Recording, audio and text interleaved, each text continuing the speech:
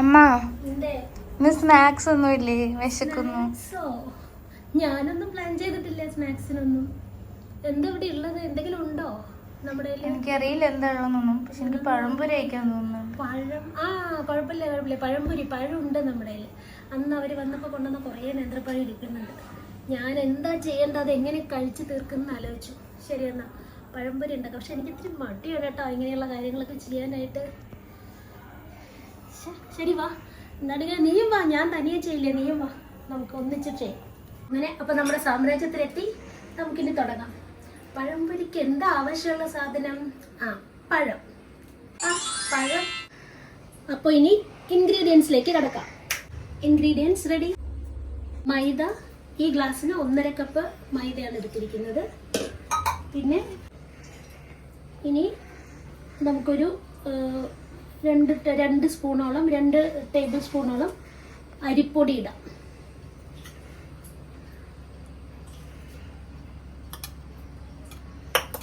അടുത്തത് കുറച്ച് പഞ്ചസാര, അതും മധുരത്തിനനുസരിച്ച്. ഞാൻ അധികം മധുരം ഉപയോഗിക്കാൻ ഇഷ്ടപ്പെടാത്ത ആളായതുകൊണ്ട് വളരെ കുറച്ച് 2 സ്പൂൺ പഞ്ചസാര ചേർത്തിട്ടുള്ളൂ. കൂടാതെ ഒരു പിഞ്ച് ഉപ്പും. ഇനി നമുക്കിത് നല്ലപോലെ വെള്ളം ഒഴിച്ച് ഒരു കുഴമ്പ് പരുവത്തിൽ കുഴച്ചെടുക്കാം. അതുപോലെ വെള്ളം ഒഴിച്ച് ഇത് കുഴച്ചെടുക്കാം.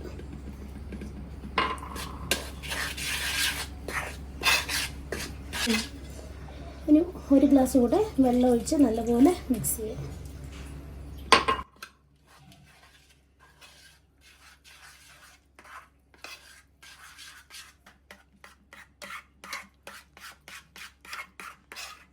മിക്സ് റെഡിയായി കേട്ടോ.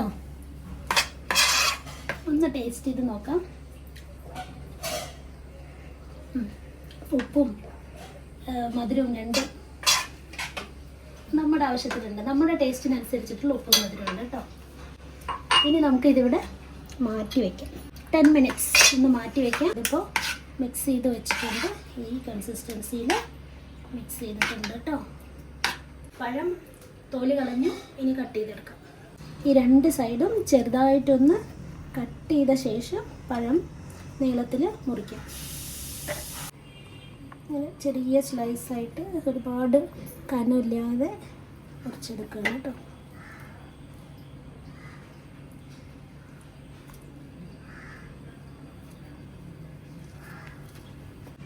ഇതാണ് നമ്മൾ കട്ട് ചെയ്ത് വെച്ചിരിക്കുന്ന പഴം. ഇനി നമുക്ക് പാൻ വേണം. പാൻ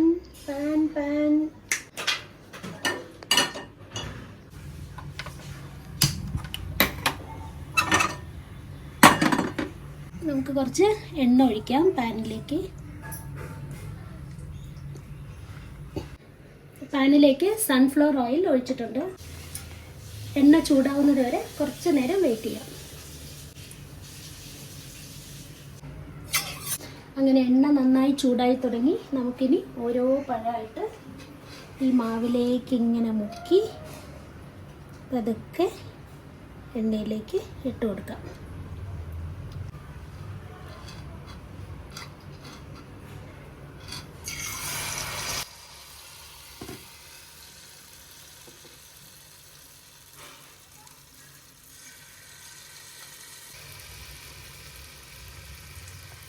ഓരോ പഴങ്ങളായിട്ട് നമുക്ക് എണ്ണയിലിട്ട് എടുക്കാം.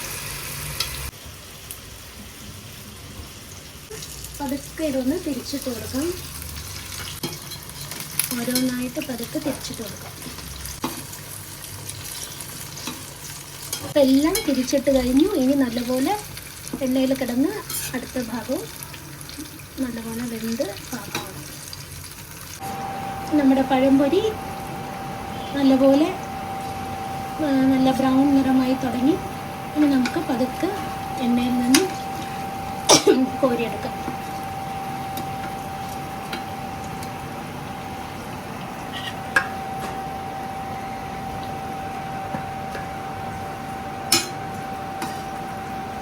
വേറൊരു കാര്യം കൂടി ഇതിലേക്ക് ചെയ്യാം. ഇതുവരെ ചെയ്ത പഴംപൊരി കുറച്ച് വൈറ്റ് കളറിലല്ലേ ചെയ്തതിന് നമുക്ക് ചെറുതായിട്ട് മഞ്ഞപ്പൊടി മിക്സ് ചെയ്ത് ചെറിയൊരു മഞ്ഞ കളറോടുകൂടി പഴംപൊരി ഉണ്ടാക്കാം.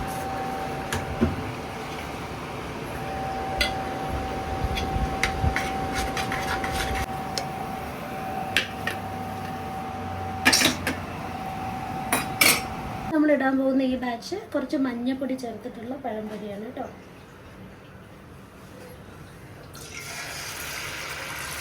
ചെറുതായിട്ടൊരു കളർ വ്യത്യാസം അത്രേ ഉള്ളൂ.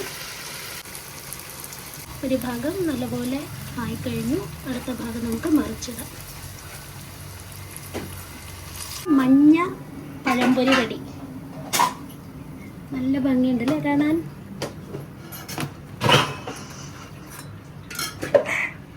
നന്നായിട്ടുണ്ട്. നമുക്ക് നല്ല ഡിഫറൻസ്. വെള്ളയും മഞ്ഞയും തമ്മിലുള്ള വ്യത്യാസം കണ്ടോ? മഞ്ഞ നല്ല ഭംഗിയുണ്ട് കാണാൻ. കൂടെ നമുക്ക് ഇട്ടെടുക്കാം. അയ്യോ എന്തൊരു ചൂടാണെന്നറിയോ, ഭയങ്കര ചൂടാണ്.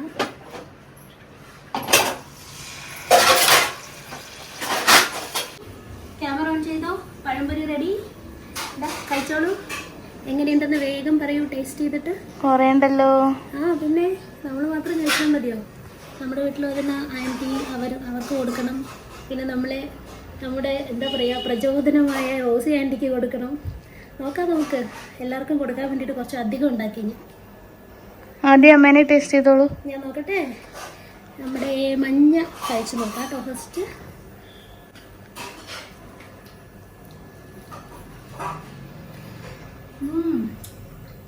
അടിപൊളി, സൂപ്പർ, വെരി ടേസ്റ്റി, നല്ല ക്രിസ്പി. ചൂടോടെ 10 മിനിറ്റിനകത്ത് കഴിച്ചാൽ അതിൻ്റെ മുഴുവനും ടേസ്റ്റും കിട്ടും. ഓക്കെ, ഇനി ആൻറ്റിയെ വിളിക്കൂ. இன்னைக்கு பண்ண பழம்பொரி ஒன்று டேஸ்ட் பண்ணி பாருங்க. டேஸ்ட் பண்ணி பாருங்க எப்படி இருக்குன்னு.